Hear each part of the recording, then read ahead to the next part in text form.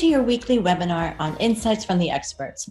We are here to learn about their day-to-day challenges working with decision makers from companies, public administration, and research. My name is Pamela Lesser, and I'm a researcher at the University of Lapland in Finland. And it's my pleasure to be the moderator of the discussion today on impact assessment between our two experts representing industry and government.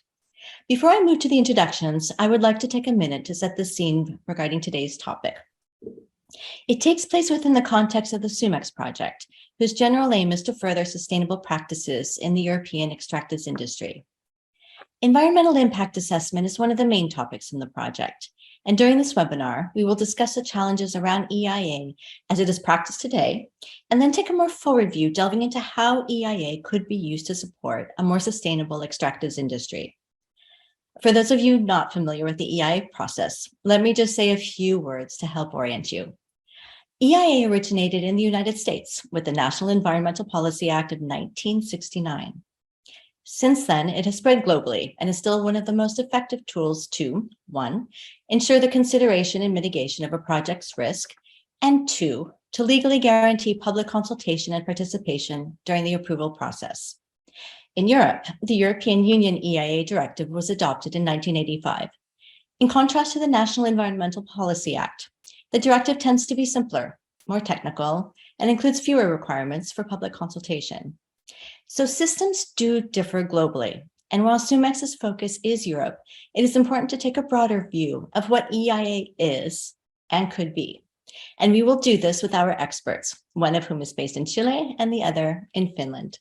With that, it is my great pleasure to introduce our two experts.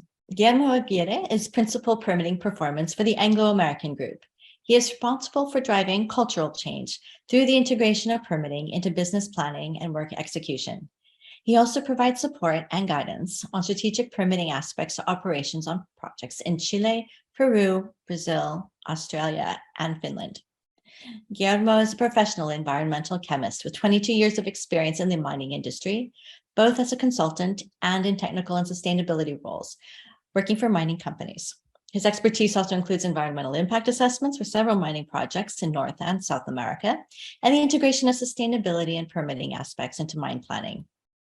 Tommi Kauppila is a research professor of mines and industrial environments with the Geological Survey of Finland. He received his MSc in 1995 and his PhD in 2003 in geology from the University of Turku. He has worked at the Geological Survey of Finland since 2001, first as a visiting scientist, then a senior scientist, and finally principal scientist. Since 2016, Tommi works as a research professor of mine and industrial environments at the Geological Survey of Finland. His research interests include environmental risk assessment methods for mining operations, surface water impacts of mining, and sustainable mining issues. Welcome, Guillermo and Tommi, and thank you for being here today. I would like to kick off the discussion with a question that looks at the challenges EIA is facing today. Specifically, what are the major challenges industry and policymakers face to improve EIA's effectiveness and thereby to promote sustainability? And Guillermo, let's start with you on this one. Thanks, Pamela. Thank you for the intro, and hello, Tommi. Look, this is a very interesting question. So I think, in a nutshell, the major challenge that we have, both in industry, authorities, and communities, I think, is trust. Is trusting mining companies, trusting that we are going to do what we say, and then people understanding that mining companies are trying to do the right things, and knowing that we don't have a very nice past. And so yeah, I think it's trust. I would say trust is at the core of the EIA system. What do you think, Tommi? Well, I'm glad that you mentioned trust, because I think I was arriving to that same thing, but from a different angle, because I think there is this thing that we should, when we are doing in the EIA, we should aim at to really assessing the major impacts in a quantitative way, like putting numbers in there. So the major impacts of the project options, as you know, EIA is there to to compare project options, different options of how to carry out it. And one of these is that we don't do anything. There will not be a mine. So what will be the path if we don't build the mine after all? So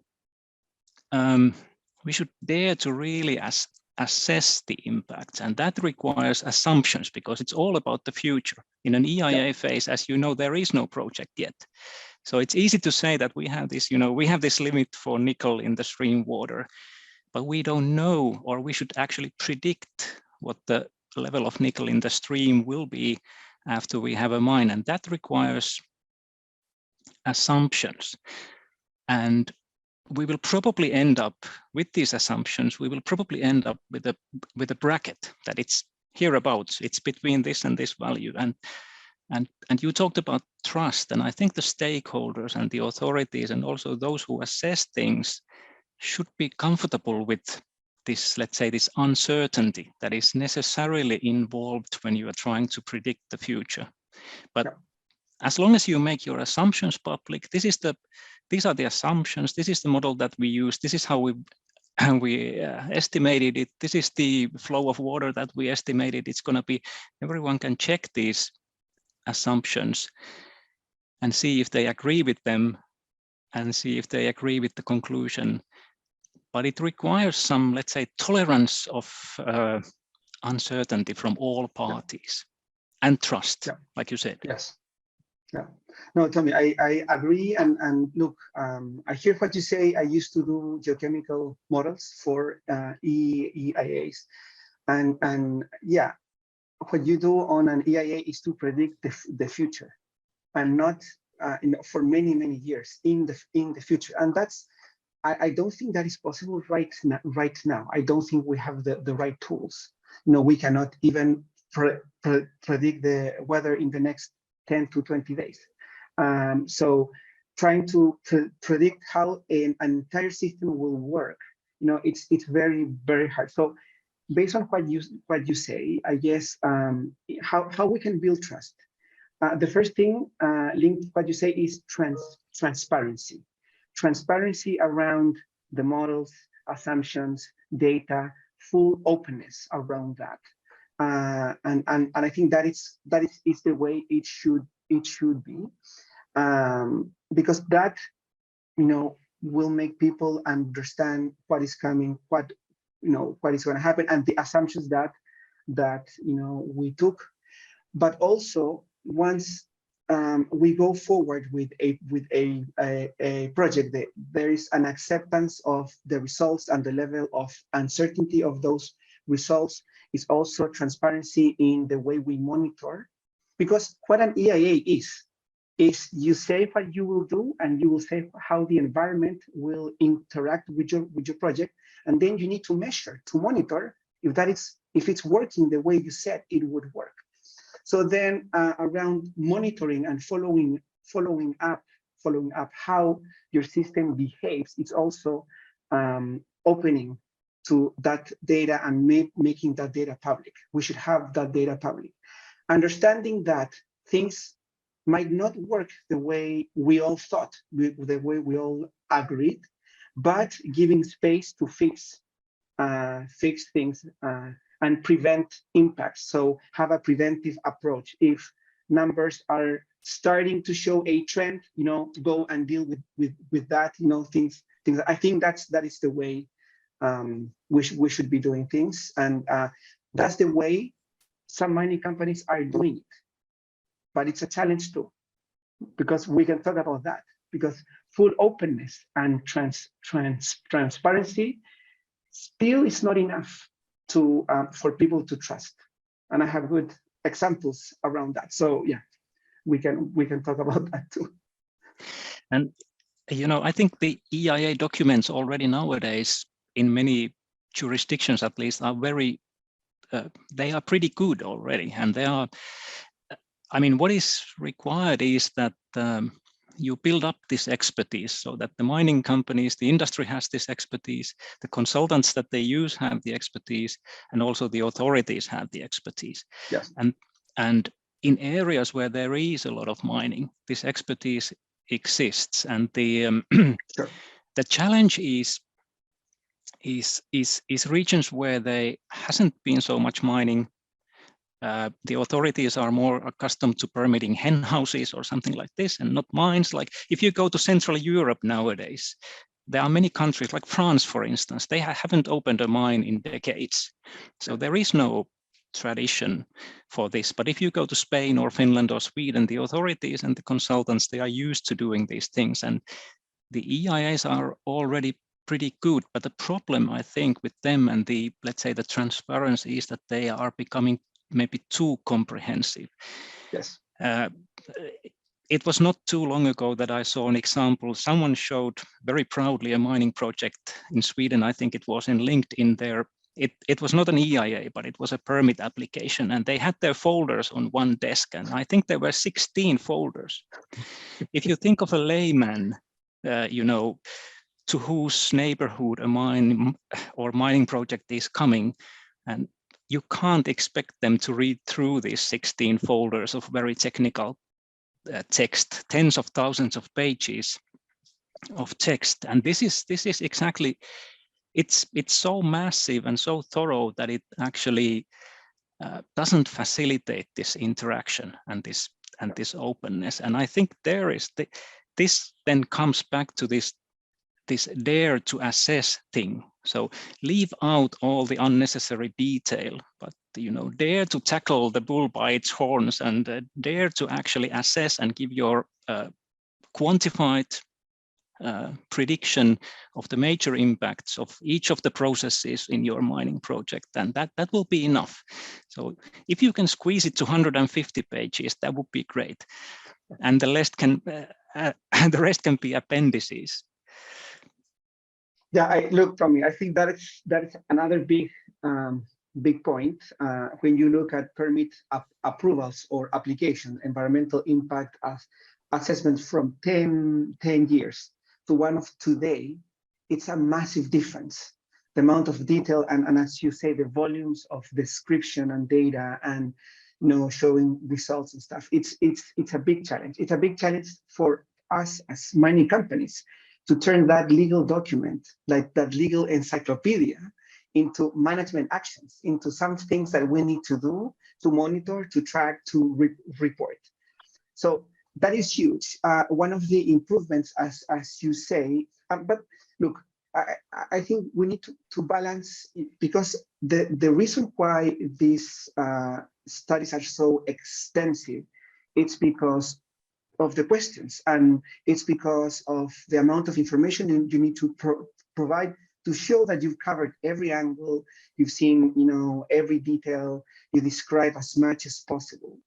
But then as you say, trying to turn that into, or the permit to have a section of what has to be followed, what has to be measured and monitored on an easier way. For us, it's a challenge because we need to turn a legal document into management actions. But that is an exercise that is complex and it can be done. But then the other challenge is, how do you explain to the operation? How do you explain to the site guys, to the site people, the link between permit, why we have this permit, why these conditions? Most of the times people are worried about production and like optimizing and using less water for the process. So you come with this other story about something beyond their work, something bigger than what they do. And that is a big challenge we also face. How do we communicate that, into the technical hardcore mining world for them to come or have a more holistic view?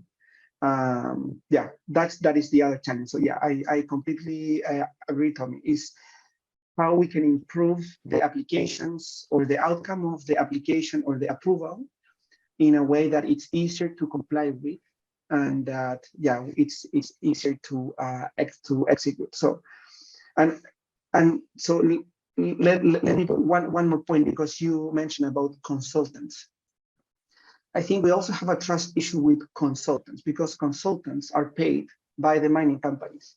So people will naturally tend to think, well, you're paying, so they will write whatever you tell them, and that's not the case. But it opens that, So how to fix that? And one of the ways I've seen it works is that the consultants have to be certified by the environmental authorities of the countries where they operate. So they have to go through this process. They need to show their credentials. And in that way, at least you have some other degree of trust that, you know, these people have been certified to do the right job.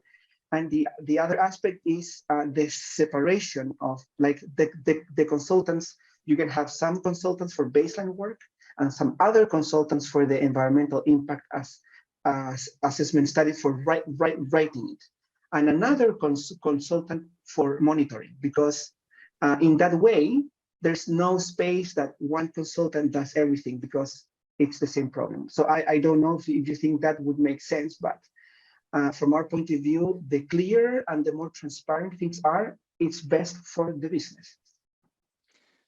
True, and I mean this issue keeps popping up also for GTK, because we are the geological surveyor, and we also provide these, let's say, expert opinions on things, and there is this cloud hanging over our heads every time that you are pro mining, and you have been paid to do this, and so on and so on. But I think this is just my opinion, but whenever an expert signs a document with his or her own name, that should be trusted. I mean, yes, because we need payment, otherwise our bosses won't let us do the job. So yeah. But it's the same thing with every topic, actually, that yeah. If it's paid for, it's susceptible. Someone thinks there's might be something wrong with it. But I personally, as a researcher, I don't think that any serious researcher would sign a report unless he or she stands behind it 100%. Yeah, agree. And I guess what you just say, that people are saying that you are pro mining, that shouldn't be a problem. It shouldn't be an issue if we did mining in a transparent, open way. I think we should move away from that. I come from a mining country. My great grandfather was a miner. My grandfather worked in mining. My dad didn't, but I worked in mining. So mining, can be done, can be developed on a different way. We have the technologies. We have the instruments now. We can do it. I don't see what. So what I'm trying to say is that I've experienced the drama of being someone that worked for mining, to be seen as someone that adds value, to someone that people don't like. How can you work for a mining company? We need mining. We need mining. I'm convinced about that. But we need a different mining. A transparent, open, and integrated mining, integrated into the environment as much as possible. And I think that is possible. Let me ask you, I mean, since you work in the mining industry, you talk from the inside, and this one of the key things, especially in places like Finland, where, in Finland, there is this two-step system, that there is the EIA process first, and it's separate, and then the permitting process comes after, and it's separate, and there are different documents even. So it's not like your EIA is like the permit application. So it's done very early on, when the mining project is still in its feasibility phase. Yes. And this brings two problems. You don't know the processes exactly. So, you have to make your EIA on, let's say, less information than you would later on, maybe. And the other thing is that the project may change.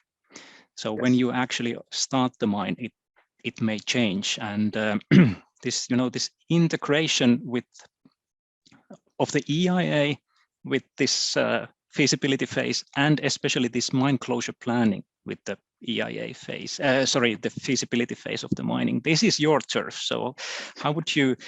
I mean, this is the trick. How do you do it? And this is also like what you said, that you are talking to the tech guys, but you need to talk to them from the very start and build it in the whole thing. Yes, Tommy, look, you are spot on, and this is how it happens. you apply for a permit, and the moment you put your application in, the project is already going to be changed or optimized.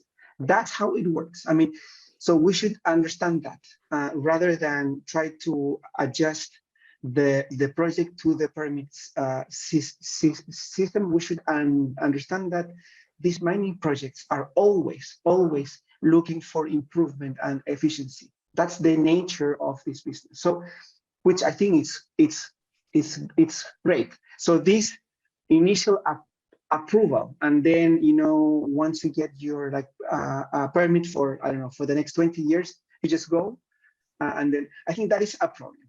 So one of the things that that could change is to make the impact assessment process a continuous process, or that you review or refresh every 5 years.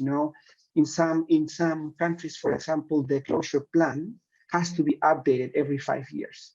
Has to be updated every 5 years, independent if you did or not changed your project. So I think EA's assessments, some light version, some way, try to do that. So that also helps building trust, because the authorities, understand what has happened, they know what's going on, and people gets to, see this entire process. I think that's a way we could change it.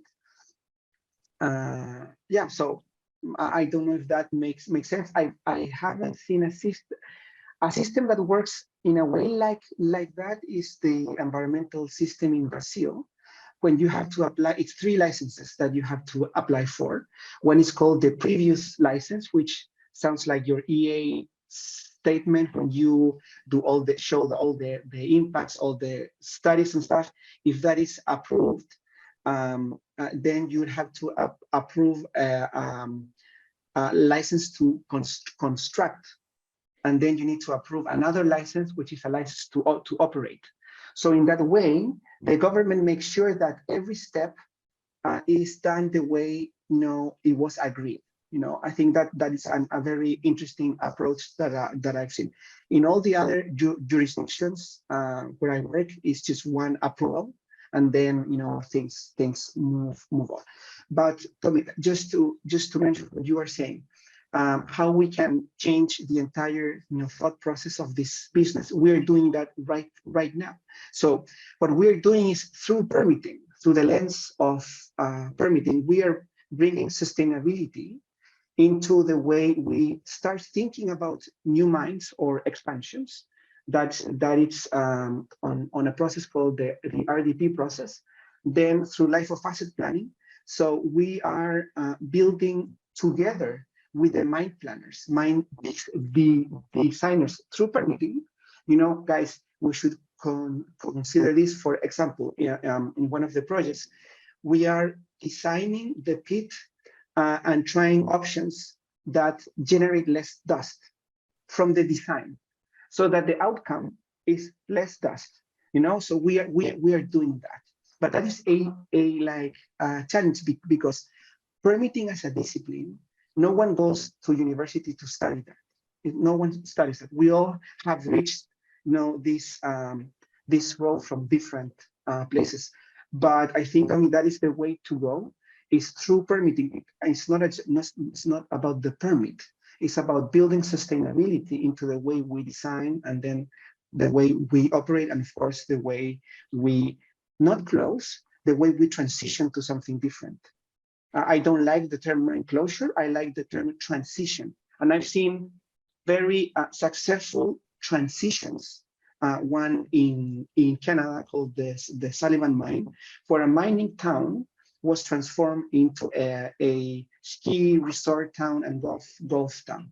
I've been there. I was there a few times. So you can do that. That is possible. But that is built on trust, and not trust now, trust during the application of your permit, but constant trust and openness, and understanding that things might not go that well, that we might fail, but we can fix, and we can identify our issues before the impacts happen.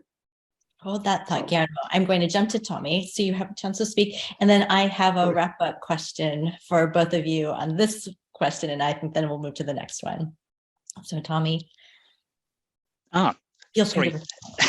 I'll jump in after and kind of wrap this session up and ask you both a closing question on the first question, and then we'll move to the second one.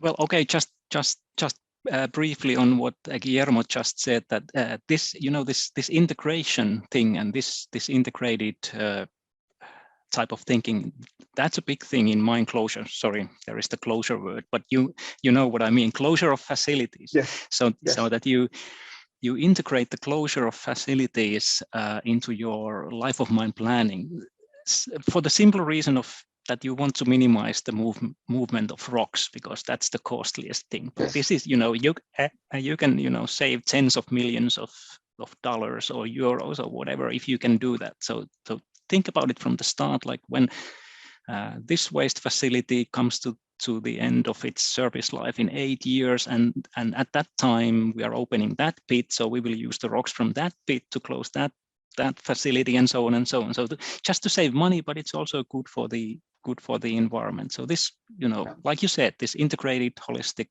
thinking, luckily, money is a good consultant, and I think it directs probably the operations to very lean ways of operating, and it's also good for the environment. Yeah. So I wanted to wrap this up. Thank you, Tommy, with that. Since what you just said segues very nicely to the second question we will dive into. But just a couple of thoughts, what you said just now, both of you. So there were 4 challenges that I heard. First was trust, and I think it's trust in consultants, it's trust in the data, it's trust in the process, Overall. It's overall. I'll come back. Second is the amount of detail, that it's overwhelming for people in the process, let alone the general public to absorb. 3 is how do you concretize this? How do you concretize what is in an EIA process in terms of management on the ground, people at the mine site? Yep. And the 4th one is the need to reopen and revisit EIAs, that it should be a more continuous process. Yes. Now, what I wanted to ask you is, all of these have an element of trust to them. What wasn't clear to me is, who is distrusting? Are you talking about communities right at the project site? Are you talking about environmental NGOs? Are you talking about the public at large or government authorities? Whose trust do you need? Tommy, do you want to start? Yeah, I can go. Well, I think in general, up here at least, the authorities do more or less trust the EIA documents, so to speak, and the EIA process, because they have technical background and they are used to reading these technical documents.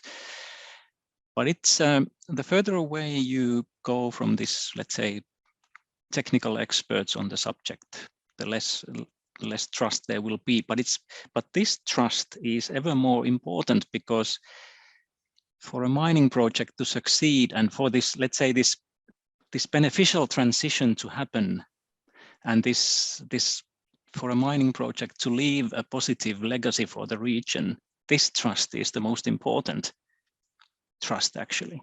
And this is what is oftentimes missing. Trust in the process as a whole. Yes, and in the integrity of the applicant, if you put it like this. I agree. The company, then. Yes. As a project proponent. Okay. And Guillermo?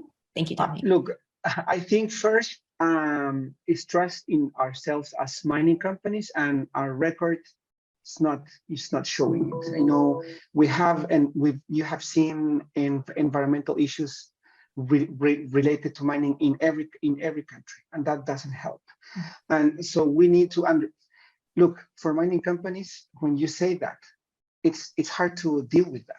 Some people don't like to look at that, and mining companies are not this uniform group of people that they all think in the same way.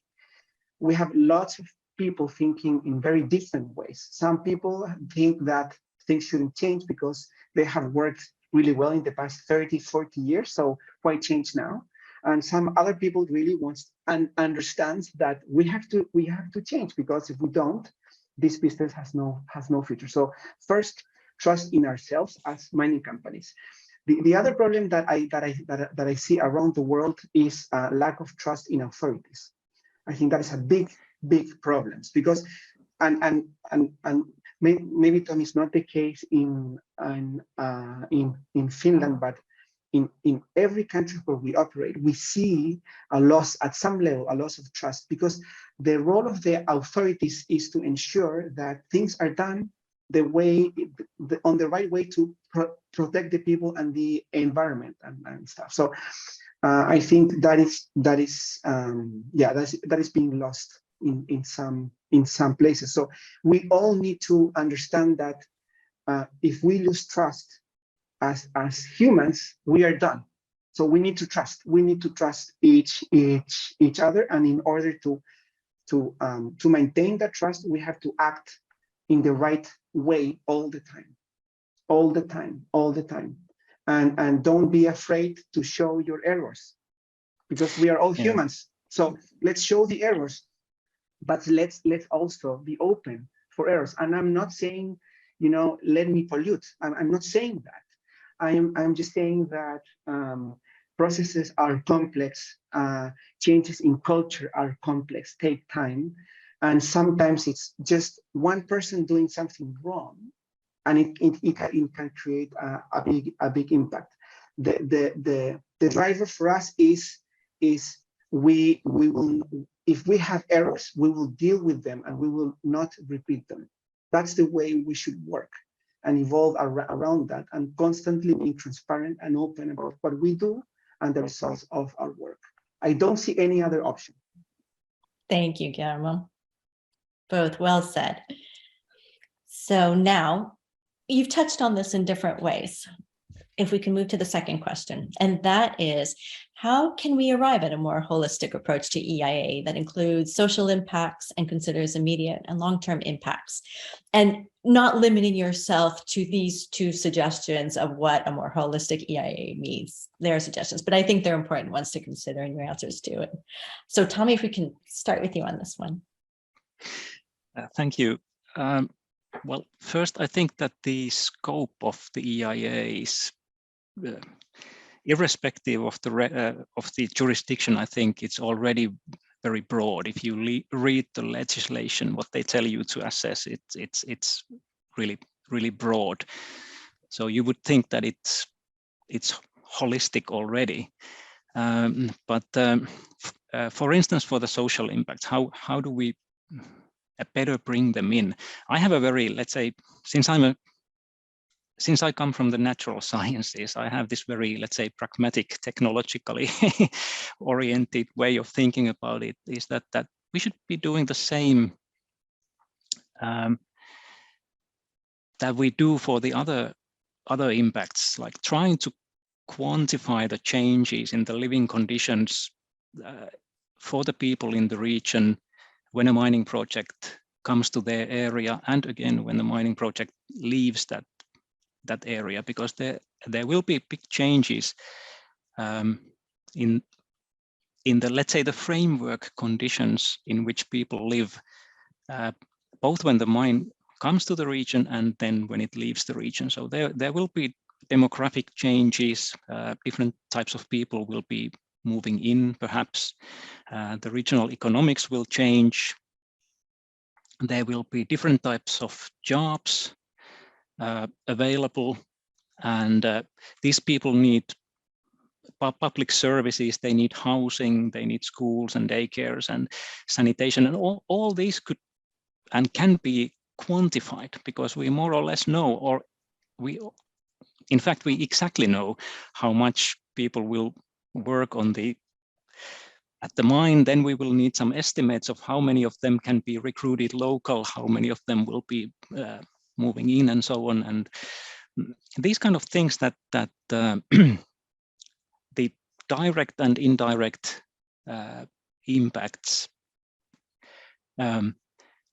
Also, that can be quantified and measured. I think these are a very good basis to start taking into account the social impacts. But you need to be, of course, sensitive, because you need to identify the meaningful things to measure.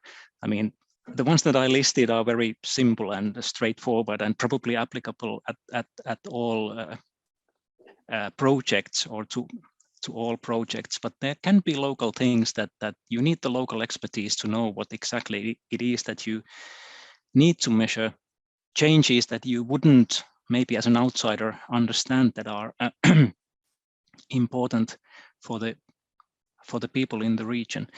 And then you would, with these quantified changes, you would then jump into this or move into this current mining paradigm, in which you try to, because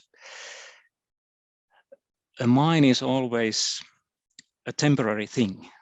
It will come to its end in 30 years or something, and the current paradigm in mining is that you should produce these sustainable benefits for the region, and this maximize the opportunities while you're mining, and produce this a positive legacy. So it's these numbers, these quantified changes that you are assessing in your EIA. Those are the ones that you can then, work with and try to improve, because these are the changes that you induce. So you can, let's say, deliberately, and that should be your aim. You will deliberately try to leave that place in a better condition than what it was, or what the progress would have been without your mine. So you need to deliberately build these sustainable benefits for the region.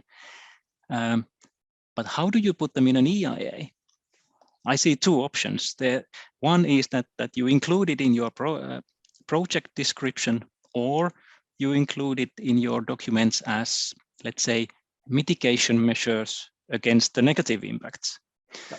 But there is no law saying that an EIA cannot assess positive impacts as well. You can also add positive impacts in your EIA documents. But it's actually really important, because the industry talks about this, like, how do you create positive legacies from mining projects? It talks about it all the time, and it should be also injected in the EIA. We need to find a clever way to put it in the EIA as well. I agree with that, and look, I think that this is not an easy topic. I think that it needs to be done together with the local governments, because it's the local communities who need to define through the government or with the government what is the development path for towns and regions and stuff. Mining has tried in many different ways to help, and one of the things that I don't think it works is mining taking the role of the government and providing funding and stuff. It's failure always. In every country where we've done that, it doesn't really work. So it needs to be in alignment with the development projects or plans of local governments, And what you say, Tommy, these agreements or voluntary commitments, if you can call them, or they need to be part of the EIA. And in some other countries, your social commitments are part of the approval. And once they do that, they become legally binding. So you need to comply with them. And it's also about trust, because, if you say that you will, support this fund for the development of something, and then you don't do that, you're going to lose trust. You're not going to deliver on what you said. So I'm aligned with that. I think that connecting this to this more, not just one instance of EIA, but an ongoing process, together looking at how the social aspects respond. And as you say, Tommy, using indexes or development, like putting some KPIs, and not just more money for putting KPIs to really show if the investments and the plans are, are resulting in what we want or what the community works. And when you move into the transition stage, when the mine grows, and this is the example, I'm bringing back the example of the Sullivan mine in Canada. They announced closure 10 years before closing. And for 10 years, they worked with the communities to define and to set what was going to happen after the operations would stop. So yeah, I think that is the way to go in collaboration and investing, from my point of view, on education. For me, that is the way to go. At least part of it should be on education, because it also, the more the people knows science, the more they will understand the data that we produce, the more they will understand what we do, and the more tools they will have, people will have when mining companies leave the areas where they operate. Thank you both. Thank you, Guillermo and Tommy. I got a message that we need to wrap this up in. What? I know, I'm sorry. It's a great discussion, but I think I need to wrap this up. So some closing thoughts, maybe from both of you, just on the topic in general. No question. Tommy, please. Oh, maybe as a closing thought, the important thing is, like Guillermo said, that a mining project it's a temporary thing, and we need to make the most out of it. So we should leave the place in a better state than it was when we found it, hopefully, or the region. But like you said, you need to do it together with the people. You can't do it alone. A mining operation cannot do it alone, or shouldn't do it alone, because it's not for them, it's for the region and the people. Yeah. From my point of view, it's everything goes to trust, and ourselves as mining companies have a big role in that. We have to be transparent, and we have to be open with our data, with our performance, and continuously act in the same way. That is the only way that we can keep trust. Yeah. So that's what I take home, and that's what we are trying and we are pushing to do. Thank you both. And I have to say, as a social scientist, I'm really thrilled with the discussion we just had on the social side of EIA, and how do we actually rope that in to make EIA a more holistic document. And I think everything from what Tommy was saying to quantification, and Guillermo, you talked about KPIs, to the need to work with local governments who represent local interests, and that this is a collaborative effort and not an individual effort. I think all of these things are really crucial and need to be built into an EIA. So thank you for those thoughts. But also on trust as kind of this overarching theme, I think, of the day, that trust is everything. And with that, I really thank you from the depth of my heart. This was a wonderful discussion. Thank you for all of your prep time. And I very much look forward to, I hope, working together on other things in the future. So with that, I will say thank you, and I think sign off on this. Thank you. Thank you, Pamela. Thank you, Tommy. Thank you.